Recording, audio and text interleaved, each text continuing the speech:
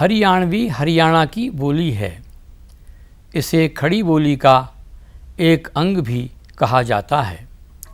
यह हरियाणा के साथ ही दिल्ली में भी बोली जाती है। हरियाणवी भाषा को क्षेत्रीय भाषा के रूप में अत्यंत महत्वपूर्ण स्थान प्राप्त है। यह आर्य परिवार की भाषा है। इसे हरियाणा में दूसरी भाषा का स्थान भी प्राप्त है। हरियाणा की अधिकांश जनता इस भाषा का प्रयोग करती है। भौगोलिक दृष्टि से हरियाणा के आधे से अधिक जिलों में इसका प्रयोग होता है। हरियाणा के समीप राजस्थान में राजस्थानी भाषा के अनेक रूपों का प्रयोग होता रहा है। साथ ही फरीदाबाद और गुड़गांव में ब्रज भाषा का प्रयोग भी होता है। कहीं पंजाबी का प्रभाव भी मिलता है। सोनीपत और रोहतक जिलों के आसपास हरियाणवी का प्रयोग किया जाता है। पाकिस्तान में भी इसके बोलने वालों की संख्या उपलब्ध है। वस्तुतः यह जाटों की भाषा है, इसीलिए इसे जाटू भी कहा गया है। बंगारू इसकी एक बोली है।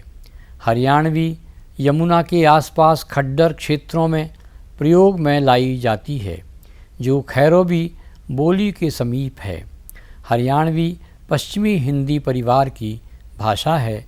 इसे हिंदी की ही एक बोली कहा गया है। हिंदी की खड़ी बोली से इसकी व्यापक समानता है। यह खड़ी बोली ही अब भारत की राजभाषा हिंदी है। हरियाणवी में जो भी साहित्य लिखा गया है वह अधिक महत्वपूर्ण नहीं है, क्योंकि हरियाणवी साहित्यकार मानक हिंदी में ही लिखते हैं, किंतु इसमें लोक साहित्य पर्याप्त मात्रा में मिलता है। इसके इतिहास के संबंध में यह माना जाता है कि यह आर्यों की भाषा रही है। 1500 ईस्वी पूर्व उत्तर भारत के हरियाणा प्रांत में जो आर्य आए, उन्होंने हरियाणा और राजस्थान के अनेक भागों में इस भाषा को स्थापित किया। स्थानीय लोगों के सहयोग से इस क्षेत्र में संस्कृत भाषा का भी विकास हुआ। हरियाणवी भाषा ने ही संस्कृत के मूल आधार को निर्मित किया। तुर्क और पर्शियन लोगों के भारत में प्रवेश के कारण जिस आधुनिक हिंदी का विकास हुआ, वह पर्शियन के समन्वय से हरियाणा की भाषा का आधार बनी। हरियाणवी ने अनेक भारतीय भाषाओं के आधार को निर्मित किया है और उस पर बाहरी प्रभाव भी कम है। हरियाणवी भाषा के प्रभाव को फिनलैंड से भी जोड़ा गया है, जिसका कारण आर्यों का भारत में आगमन है। हरियाणवी और फिनिश भाषा का मिला जुला रूप अनेक शब्दों में मिलता है, जैसे पन्ना या पहनना, मीनू मैं और टीनू तुम जैसे शब्दों का प्रयोग इस प्रभाव को अंकित करता है। किंतु यह संदेहास्पद भी है, इसलिए कि भारत और फिनलैंड के संपर्क का कोई ऐतिहासिक प्रमाण नहीं है। डॉक्टर भोलानाथ तिवारी हरियाणा शब्द की व्युत्पत्ति को विवादास्पद मानते हैं। उनके अनुसार हरि और यान का अर्थ है कृष्ण का यान, जो हरियाणा से ही द्वारका गया था। इसी प्रकार हरि और अरण्य, जिसका अर्थ हरा वन है। अनेक मत दिए गए हैं। हरियाणवी का विकास वे उत्तरी शौरसैनी अपभ्रंश के पश्चिमी रूप से मानते हैं। खड़ी बोली, अहीरवाटी, मारवाड़ी और पंजाबी से घिरी इस बोली को कुछ लोग खड़ी बोली का पंजाबी से प्रभावित रूप मानते हैं।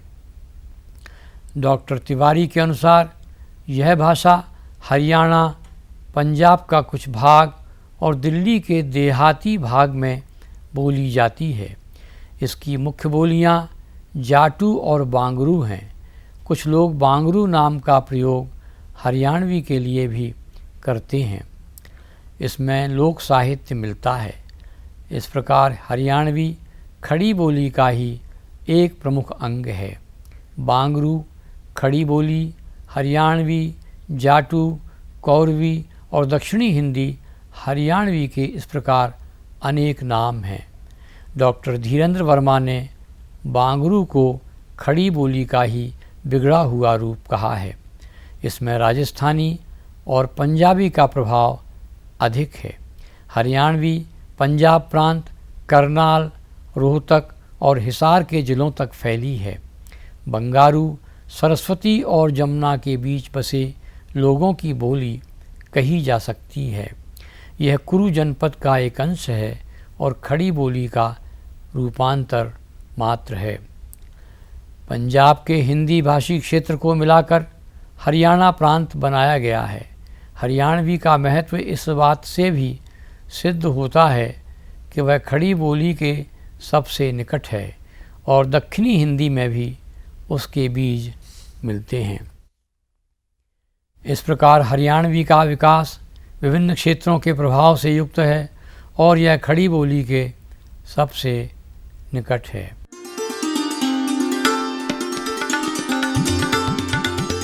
हरियाणवी में कविता लिखने की परंपरा को 7वीं-8वीं शताब्दी से जोड़ा गया है। गोरखनाथ की वाणी में हरियाणवी का प्रभाव अंकित किया गया है। राजा राम शास्त्री ने इस प्रभाव को अंकित करते हुए एक उदाहरण दिया है जो इस प्रकार है। माया रे रंग बादली, तेरा चरखा बोले राम राम, भज तू ही है तू ही। राजा राम शास्त्री हरियाणवी को पृथ्वीराज रासो से भी जुड़ा मानते हैं। भल्ला हुआ जो मारिया, बहणु महारा कंत, लज्जज जे बै सिंह जे, भज्जा घर अयंत। बीसरदेव रासो की भाषा में भी हरियाणवी की खोज की गई है। अगर चंद नाहटा 16वीं शताब्दी की रचनाओं में हरियाणवी और राजस्थानी का मिला जुला प्रभाव देखते हैं। हरियाणवी का प्राचीन रूप इन पंक्तियों में देखा जा सकता है। बम्भड़ तड़ऊ गृह पर हरई, नगर सबाए हड़ंत फिरई, घर घर फिरई सबह राती, फुनी बाहुड़ी आवह पर भाती। हरियाणवी में संत काव्य भी लिखा गया है जो कबीर की भाषा में स्पष्ट है। एक उदाहरण है, नैनों की कर कोठरी, पुतली पलंग बिछाए, पलकों की चिकडारी के, पिय को लिया रिझाए। डॉक्टर सूरज भान ने हरियाणा का संत साहित्य पुस्तक लिखी है जिसमें इस भाषा के प्रयोग को विशेष रूप से अंकित किया गया है। संत काव्य ही नहीं, सूफी काव्य में भी हरियाणवी का प्रयोग मिलता है। जिला रोहतक के एक सूफी कवि सैयद गुलाब हुसैन शाह की रचनाएं भी मूलतः हरियाणवी में ही लिखी गई हैं। इसी प्रकार कृष्ण और राम काव्य में भी हरियाणवी का प्रयोग हुआ है। तुलसी की रामायण में भी हरियाणवी का प्रयोग मिलता है। सोहनी सूरत मोहनी मूरत, रोम रोम में छाई, दर्शन अन्न जल की सुध भूल गई, ऐसी छवि भरमाई। रामदयाल शास्त्री ने तो हरियाणवी रामायण की रचना कर दी है जिसे अखिल भारतीय साहित्य परिषद भिवानी के प्रयास से प्रकाशित भी कर दिया गया है। इसका एक उदाहरण है, ओ ही राम हांडता, वण वण होता, दुखी उभाणा रे, उत्तम भोजन कित ध्यावे सय, कंत मूल फल खाणा रे।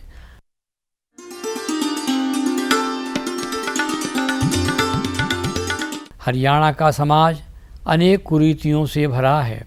इन्हें दूर करने के लिए अनेक प्रयास किए गए हैं। बस्ती राम ने पाखंड खंडनी लिखकर सामाजिक कुरीतियों पर प्रहार किया है। इसी प्रकार राष्ट्रीय काव्य भी लिखा गया है।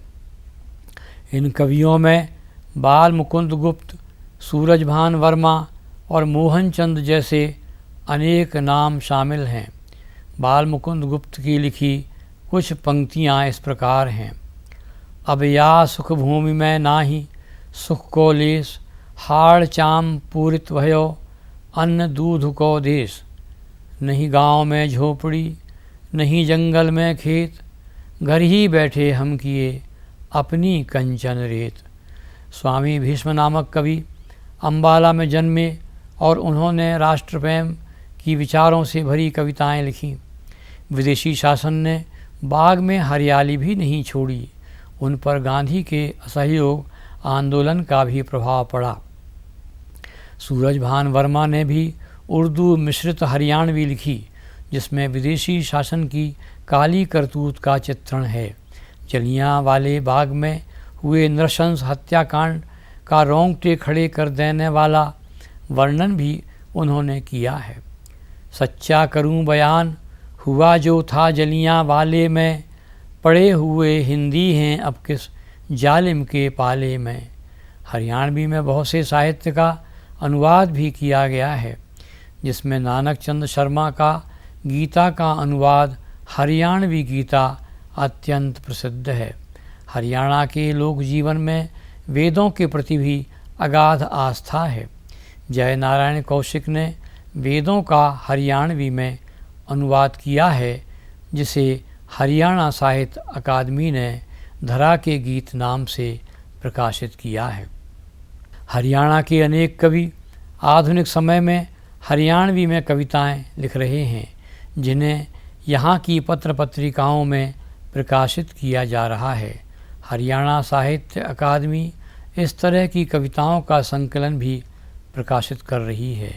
डॉक्टर पूर्णचंद शर्मा ने माटी के स्वर नामक संकलन का संपादन किया है, जिसमें अनेक कवि शामिल हैं, जिनमें कवन हरियाणवी, कुंदन हमदर्द, कृष्ण मंजर, गणपतराय भारद्वाज, जय नारायण कौशिक, जैमिनी हरियाणवी, पूर्णचंद शर्मा, मूलचंद वर्मा, रामचंद्र अंगीरा, राम कुमार आत्रे, रामेश्वर दयाल शास्त्री, विश्वबंधु शर्मा और हलचल हरियाणवी सहित अनेक कवियों की कविताएं संकलित की गई हैं। इसके अलावा अल्हड़ बीकानेरी, ओम प्रकाश आदित्य, सुरेंद्र शर्मा सहित अनेक कवियों ने सशक्त कविताएं लिखी हैं।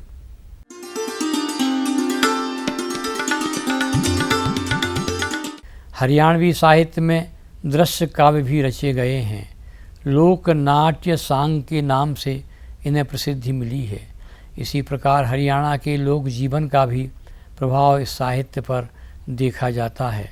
हरियाणा के चर्चित सांगियों में किशनलाल भाट, बंसीलाल, अली बख्श, रामलाल, दीपचंद, धनपत सिंह, रामकृष्ण व्यास, जय नारायण सहित अनेक नाम शामिल हैं। इस साहित्य की विस्तृत जानकारी के संदर्भ में डॉक्टर पूर्णचंद शर्मा का ग्रंथ हरियाणा की लोक धर्मी नाट्य परंपरा उल्लेखनीय है। सांग लोक नाट्य के अतिरिक्त हरियाणवी में रेडियो नाटक भी लिखे जा चुके हैं। प्रताप सिंह सुल्तान, मीरा, राजा राम शास्त्री के नाटक दिल्ली आकाशवाणी केंद्र से प्रसारित हुए हैं। महत्वपूर्ण नाटकों में भारत भूषण का नाटक जय जय हिंदुस्तान, चमकता सूरज, दीवे तले अंधेरा, चंद्रमल्लिका का गठरी, बलजीत सिंह का पाप का पट्टा, रामफल का चंद्रशेखर, विश्वबंधु का महादान, राखी का मूल्य, समय की पुकार महत्वपूर्ण हैं। इन सभी का प्रसारण रेडियो से हुआ है, जिनका मुख्य स्वर सामाजिक विसंगतियों पर प्रहार है। हरियाणवी में उपन्यासों की भी रचना हुई है, किंतु इनकी संख्या कम है।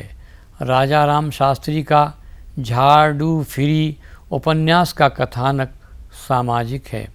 लोक जीवन की मानसिकता से युक्त इसमें सामाजिक समस्याओं का चित्रण हुआ है। इसमें मुहावरे और लोकोक्तियों का भी प्रयोग हुआ है। हरियाणवी में कहानियाँ भी अधिक नहीं लिखी गई हैं। माधव प्रसाद मिश्र ने लड़की की बहादुरी कहानी लिखी है। इसका कथानक भी सामाजिक है, जिसमें एक निरीह बालिका की रक्षा को केंद्र में रखकर कथानक का निर्माण हुआ है। नानक चंद शर्मा ने डाकी ढाब खाना कहानी लिखी है, जो आकाशवाणी से ग्रामीण कार्यक्रम के अंतर्गत प्रसारित हुई है। इस प्रकार हरियाणवी में गद्य लेखन बहुत कम हुआ है। इस प्रकार हरियाणवी में लोक साहित्य की ही अधिकता है। लोक साहित्य के अंतर्गत अनुरंजन के अनेक आयाम होते हैं, जिनमें इस बोली में कठपुतली साहित्य भी मिलता है। इसके अतिरिक्त लोक नृत्य हरियाणा के लोकमानस से जुड़ा रहा है। इसमें सबसे प्रसिद्ध स्त्री लोक नृत्य है। इसके अतिरिक्त घूमर नृत्य, झूमर जैसे नृत्य भी हैं। विवाह के अवसर पर एक झूमर नृत्य इस प्रकार है। झूम का गिरारे बरेली के बाजार में।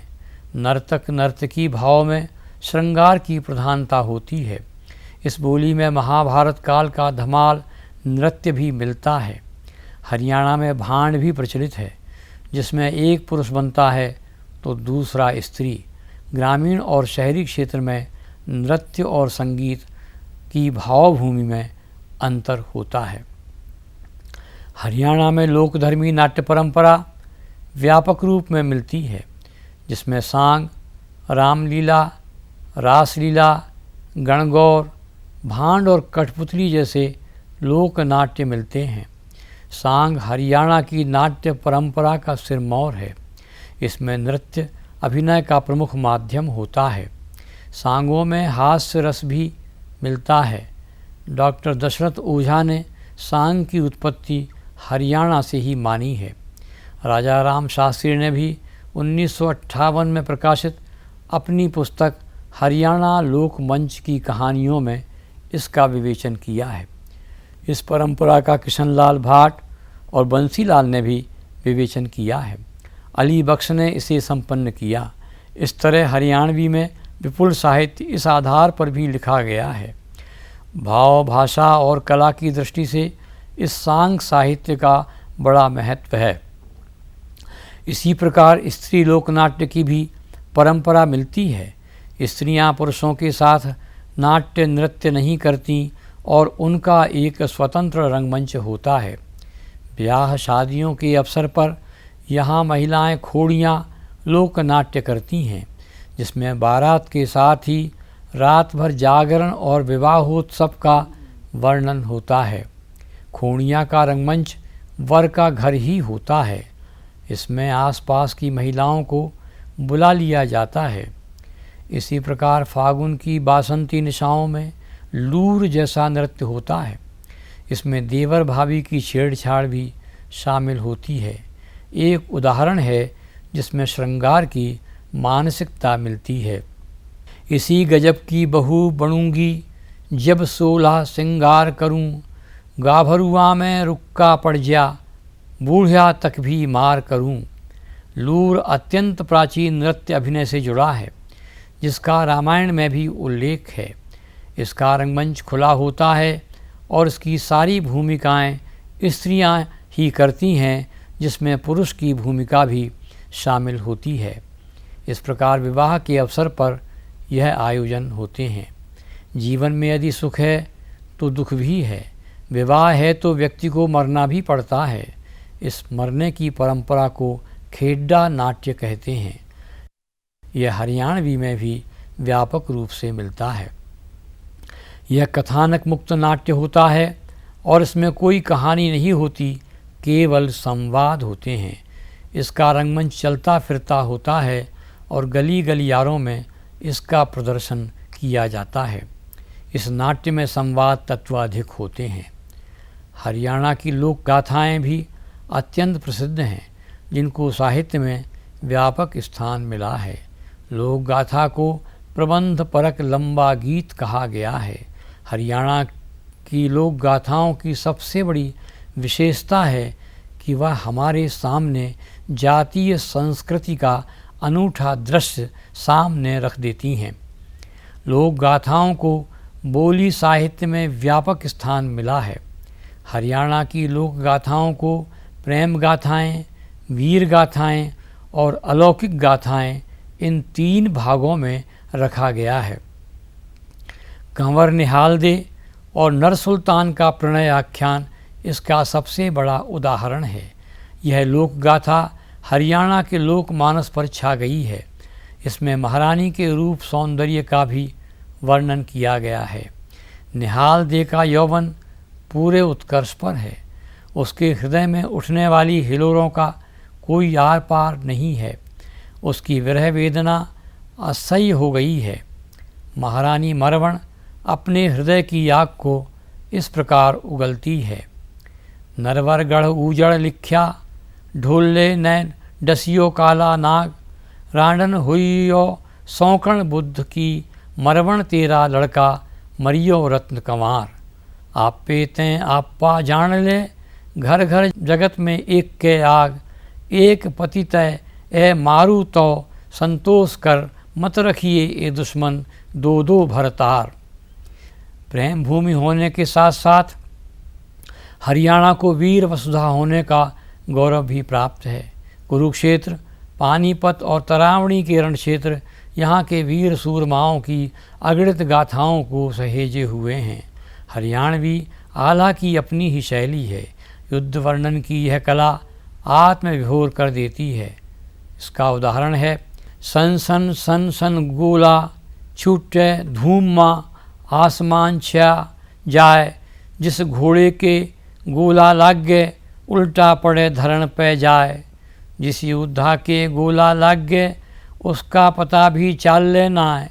गोला लागे जिस हाथी के, वो झाट पर्वत सा गिर जाए। दन दन दन दन गोली छूटें, योद्धा खूब भरें हुंकार। भगदड़ माची बैरी के दल, छपक छपक चालें तलवार। खट खट खट खट खंडा करता, तेगा मनन मनन मन्नाय। चलें सरोही सरसर करती, भाला सनन सनन सन्नाय। इसी प्रकार अलौकिक गाथाओं में मिथकीय तत्वों का समन्वय है। इसी प्रकार लोकगीतों में सांस्कृतिक अभिव्यक्ति भी है। पनघट तो मानो स्त्रियों के क्लब होते हैं। वे वस्त्राभूषणों से सज्जित होती हैं और उनका अंग आलेखन सौंदर्य का कारण बनता है। इसी प्रकार लोकगीतों में राष्ट्रीय चेतना भी है। एक जगह लिखा है अपना हिंदुस्तान कहाँ, वह बसा हमारे गाँव में। इस प्रकार हरियाणा के लोक जीवन में व्यापक रूप से राष्ट्रीयता मिलती है और इनमें रचनाकारों ने नए प्रयोग भी किए हैं।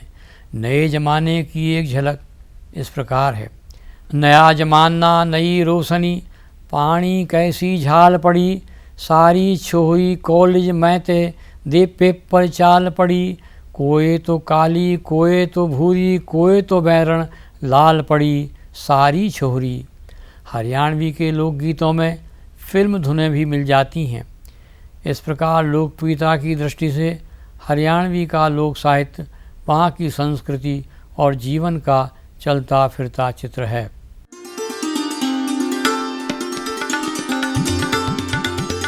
हरियाणवी खड़ी बोली के निकट होने से अधिक संप्रेषणीय है और हरियाणा दिल्ली के आसपास है, अतः उस पर राष्ट्रीय चेतना का भी व्यापक प्रभाव है।